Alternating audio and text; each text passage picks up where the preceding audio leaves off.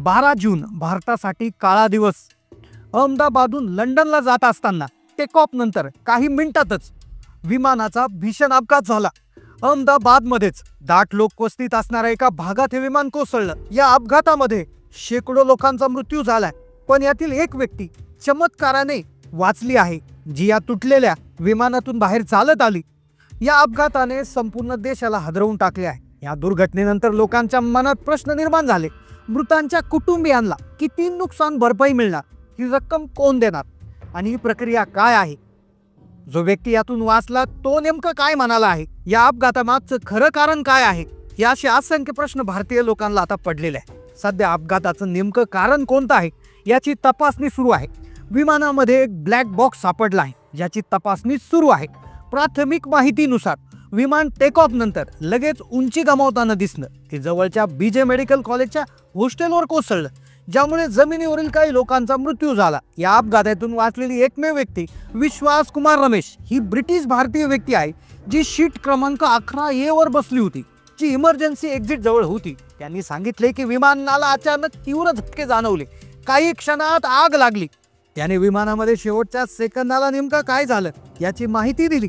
त्याने सांगितलेला तो हृदयद्रावक अनुभव आहे, तो काय आहे ते पुढे सांगणारच आहे। पण सगळ्यात महत्त्वाचं म्हणजे या दुर्दैवी घटनेमध्ये ज्या लोकांचा मृत्यू झालाय त्या लोकांच्या घरच्यांना किती नुकसान भरपाई मिळणार, किती पैसे सरकारकडून मिळणार, यांना नेमकं कोण पैसे देणार, मृतांच्या कुटुंबियांना नुकसान भरपाईची रक्कम किती असणार, ती कशी मिळणार, या संदर्भातले नियम आणि कायदे काय आहे याची सविस्तर माहिती आपण घेतोय।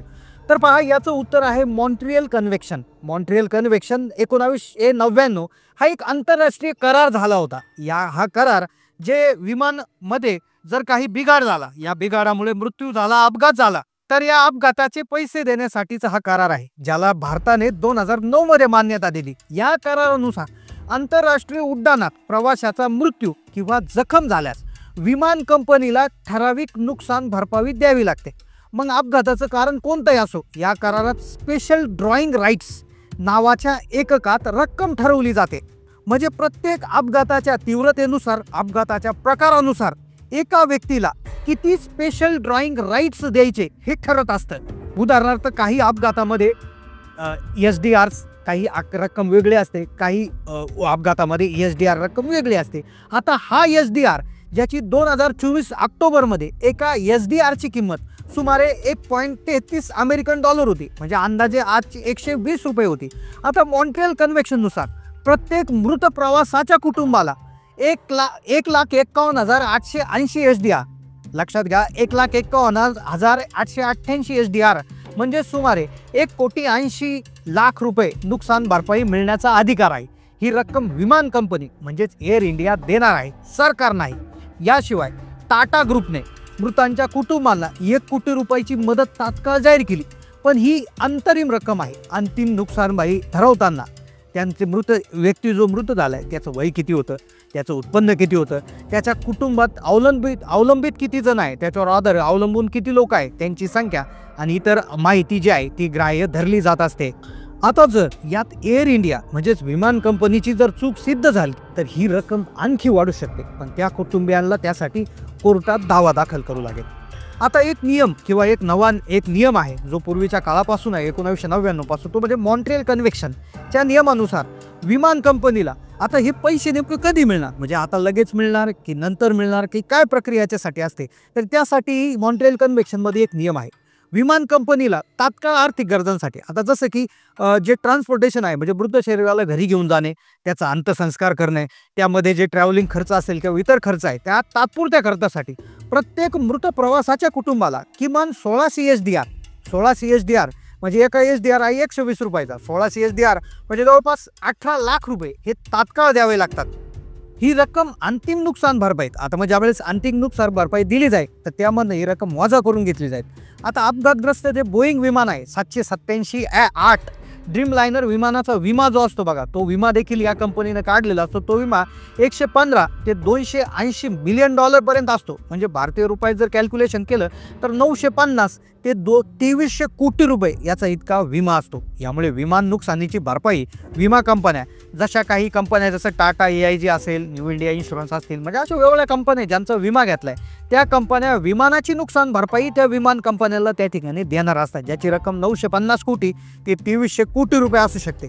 पण जमिनीवरील जे नुकसान झाले, जसं मेडिकल कॉलेजचं हॉस्टेल असेल, मेडिकल कॉलेजच्या बिल्डिंगचं नुकसान असेल, खाली मृत पावलेल्या व्यक्ती असतील, तर यांना कोण पैसे देणार? तर याच्यासाठी वेगळी कायदेशीर प्रक्रियेची गरज असते.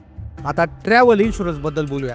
आता हे झालं विमान कंपनी आणि इतर गोष्टीतून मिळणारी मदत. आता जर एखाद्या व्यक्तीने ट्रॅव्हल इन्शुरन्स घेतला असेल, आता काही भारतीय प्रवासी आहे विशेषतः देशांतर्गत उड्डाणासाठी, म्हणजे एका देशातून दुसऱ्या देशात जाण्यासाठी ट्रॅव्हल इन्शुरन्स घेत नाही. बरेचसे जण काय करतात की ट्रॅव्हल इन्शुरन्स घेते ना, हा जो अपघात आहे तर त्याचं महत्त्व दाखवतो. ट्रॅव्हल इन्शुरन्स अपघातजन्य मृत्यूसाठी 25 लाख ते 1 कोटी रुपये, तात्पुरत्या अपंगत्वासाठी 5 ते 10 लाख रुपये, वैद्यकीय खर्च किंवा सामान हरवल्यास अतिरिक्त भरपाई मिळू शकते.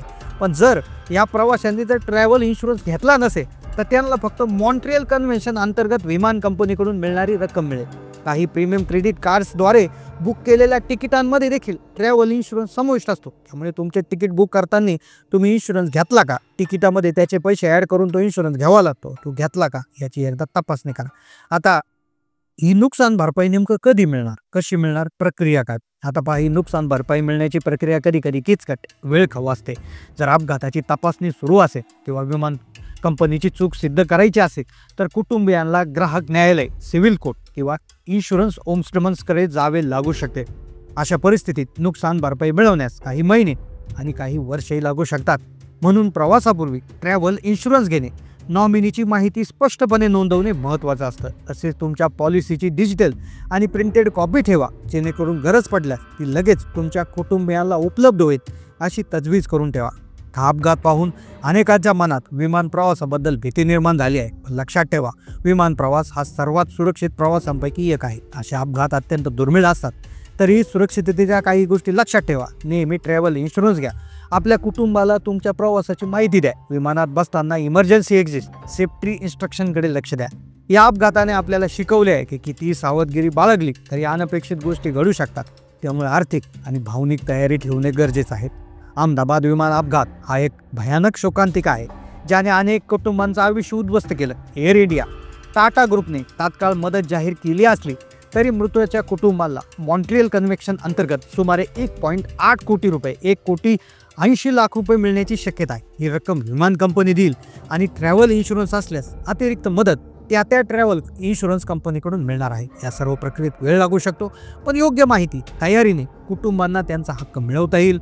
शेवटी आम्ही या अपघातात मृत्युमुखी पडलेल्या सर्वांच्या कुटुंबियाप्रती संवेदना व्यक्त करतो आणि एकमेव वाचलेल्या व्यक्तीच्या प्रकृतीसाठी प्रार्थना करतो.